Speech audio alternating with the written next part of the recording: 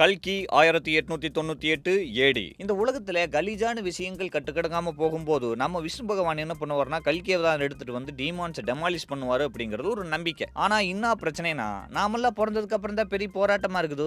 இங்கே கல்கி பேபி பிறக்கறக்கே பெரிய போராட்டமா இருக்குது. அரே நம்மள அமிதாப் பச்சன் சாப் என்ன பண்றாருன்னா பிரெக்னன்ட் லேடி தீபிகா படுகோனே ஹாஸ்பிட்டல்ல கொண்டு போய் அட்மிட் பண்ணி டெலிவரி வரைக்குமே கூட இருந்து ஹெல்ப் பண்ணலான்னு பாக்குறாரு. ஆனா இந்த பக்கம் பாத்தீங்கன்னா குப்புறப்படுத்து குரட்டி விட்டு தூங்கிட்டு இருக்கிற நம்ம உள்ளூர் தாரு பிரபாஸ் எவனை எழுப்பி விட்டு நமக்கு அந்த தீபிகா பொண்ணு வேணும் கபால்னு தூக்கிட்டு வந்துரு அப்படின்னு அனுப்பி விடுறாப்ல. இதுக்கு இடையில நம்ம இந்தியன் தாத்தா விக்கு கழட்டிட்டு கிளீன் சேவ் பண்ணிட்டு வந்து இடையில ஏதோ ரவுஸ் பண்றாரு. Prabhas G, Kamal G, Amitabh G, Pasupathi G, Deepika G, பயங்கரமான சிஜி, இதுக்கு எல்லாத்தையும் போட்டு பிரம்மாண்டமா ஒரு நசுக்கிக்கிறாங்க இந்த கல்கியில. ஓகே, ஆக மொத்தத்துல இந்த படத்துல கல்கி பிறந்தா தான் உலகத்தை காப்பாற்ற முடியும். ஆனா இந்த உலகத்துல நாமெல்லாம் போய் பார்த்தா தான் கல்கி படத்தையே காப்பாற்ற முடியும். 600 கோடிக்கு மேல பட்ஜெட் ஆமா. அன்புக்கு நன்றி. NK from Finally.